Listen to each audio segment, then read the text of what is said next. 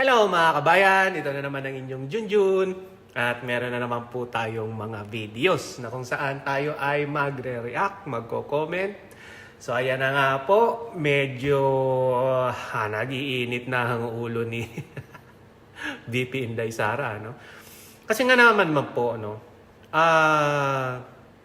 atake sila ng atake kay Vice President Sara Duterte. Tapos kapag nagsalita, sabihin nila hindi maganda yung asal, hindi unbecoming. Meron pa ako napanood na news conduct of unbecoming. Di ba parang sa sundalo lang yun? O mali lang po ako, Hindi ko po sure. Basta ganun po, So ang pangit po. So ang gusto nila kapag ikaw ay binabanatan ng administrasyon, gusto nila manahimik ka lang. Paano po kung nasa tama ka? Di ba po? Ako po, personal, itong inyong Junjun. Sabihin ko lang sa inyo, pag ako po nasa tama, kahit saan tayo makarating, lalaban at lalaban ako. Basta ako po nasa tama. Pero kahit kung ako po ang nasa mali, kahit sabihin natin 0.0001% na ako ang nagkamali, hingi po ako ng sorry. Mari, lumuhod pa ako sa harapan ninyo. Hingi ng sorry kung malaki talaga yung nagawa kong kasalanan. Pero kapag ako po ang nasa tama, laban. Kasi di ba, ikaw na yung nasa tama, ikaw pa yung magpapaapi. Ano yun? Kakalukuhan yun, di ba? So, ayan na nga po. So, dito sa mga video na to, may mga sinabi si VP Sara Duterte na ako po bilang reaction, ako lang po ito ay tama lang. Tama lang po yung mga sinabi niya dito. Totoo, diretso, direkta, na mga sinagot ang tanong. So, panoorin natin ang video. This is Junjun. Junjun is in. I'm not any of those. Ang problema kasi ngayon sa mga politiko, they have never seen a politician who has nothing to lose. They have never seen a politician na IDGAF. Kung sa Bisaya pa, bala mo din na makigdumog ko sa kanal. Yan ang problema.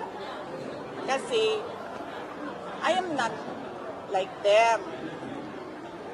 And ang tendency sa mga ganito ng mga tao, sasabihin nila, crazy, lukaret, luka-luka, buang, Desperado ba?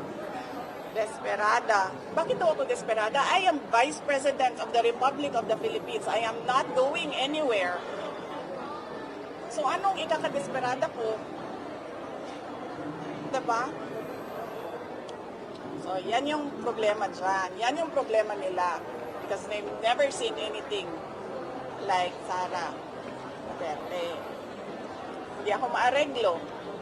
Hindi ako mabayaran ng budget, hindi ako mabayaran ng pera. Ang laki ng problema nila. Kasi ngayon,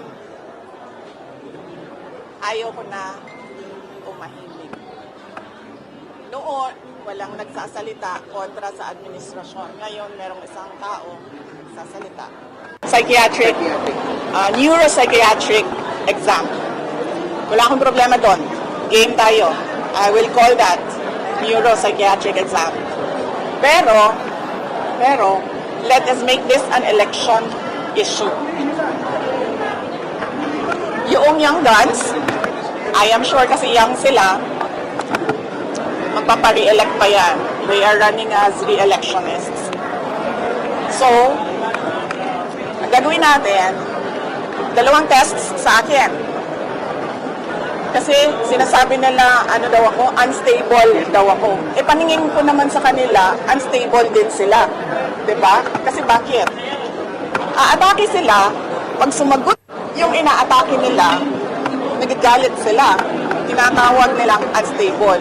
Para sa akin, unstable din kayo. Bakit niyo ako inaatake? Diba? So, I will do 2 tests. Neuropsychiatric exam and drug test. Pero dapat lahat ng mga young guns na kandidato, lahat ng mga congressional candidates ay magpa-drug test. Including speaker, ma'am? As a voter, I am asking the candidates for Congress doon sa distrito ko, sa 1st District of Davao City. Now, dalawa lang yung maalala ko ngayon, but I'm sure meron pang ibang kandidato. Maalala ko si Margarita Nograles and si Paulo Duterte. And as a voter, I demand na magpa-drug test sila. At kayong lahat, mga kababayan, as voters, you demand na magpa-drug test ang mga congressional candidates mo. Dahil kung unstable ako, sa paningin ko, unstable din sila. So, bakit ka naman magagalit kung ang inaatake mo ay sumasagot? Diba? Yes? Red? Yes, sir. Okay ka dyan? Yes, ma'am. Okay, sige. Sandro. So, okay tayo dyan. Yan ang problema dyan. Yan ang demand ko ha. 2 test sa akin, isa lang sa kanila. O, dihado pa ako. Pero ma'am, sinasabi niyo rin na unstable sila. So, dapat meron din silang neuropsychiatric test. Hindi, pinapadali ko na lang kasi sa kanila eh. Kasi, diba? Para madali tayo. So, we call on the Philippine Medical Association, the Philippine Psychiatric Society siguro, is it called that way? To set the guidelines para sa amin lahat. Okay? Lahat ng botante mag-demand ng drug test sa ating mga congressman candidates kasi unstable din sila. Saan po dapat gawin ang drug test, ma'am? Sa private hospital o sa public hospital? We need independent third-party hair follicle testing. That is why we are asking the help of PMA, tulungan nyo kami, to set the guide. Kailan niyo ma'am gusto mangyari yung test? Pag kinol na nila, okay na tayo. Hindi pwedeng 3 months after ha, kasi hindi magdodroga yan ng 3 months, tapos na yung testing nila. So, anytime. So, dapat, Dapat ngayon na. Ayun na. Dapat 10 Ayun times. na. Magpa-drug test tayong lahat at dagdagan ko ang sa akin neuropsychiatric test. Game. Tayo dyan. Ma'am, what if po ma'am sabihin ng young guns na you're just bluffing too much? I'm not bluffing. Pangalan ko nakataya dito. Nandiyan kayo lahat makikinig at nakita na nagsabi ako. I'm not bluffing. Ma'am, may ganito ng resume for si Congressman Colong, pero wala man lang isang... Diba? Oh. Diba? Ayaw nila magpa-drug test. Bakit kaya? So, hanggang congressional lang ma'am yung test. So yan. Okay ako. Wala tayong problema dyan. So ayan na nga po mga kabayan, napanood na natin yung mga videos. Ano? So mag-react kayo, mag-comment. Tanggap naman natin lahat ng mga opinion, no? Diyan sa tungkol sa mga sinabi ni VP Sara.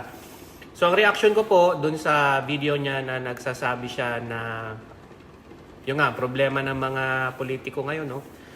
Hindi nila alam kung paano siya handle eh. Kasi wala silang maibato na maayos kay VP Sara Duterte. Di ba? At kasi hindi siya nababayaran, hindi siya nakukuha sa yung budget, di ba? Yung budget niya binatikos, tapos yung budget nila ngayon binabaan. So hindi nila nakuha doon. So hindi na nila alam kung paano i-handle si VP Sara Duterte. So problemado sila. No? Isang point doon, reaction ko doon sa isang video na nagsasabi na hindi ko alam kung saan ang galing na mental para magpa-mental check something ganon. So handa siya doon. Okay, kakasa daw siya doon. At ang drug test, 'di ba? Sabi niya 2 yung papaano niya. Pero hinahamon niya yung mga nasa gobyerno na magpa-drug test din. Para patas. Isa nga lang yung hinihingi niya eh. Di ba? Magpa-drug test sila. Ako, sabi niya, 2. So, sa akin, palaban talaga si Vice President Sara Duterte. At kung talagang matatapang itong ating mga nasa gobyerno, kakasa sila dito. Kasi una-una, hinahamon sila ng isang babae. Nakakahiya naman kung hindi sila kakasa. So, ayan po mga kabayan ng ating matapang na Vice President. This is your Junjun.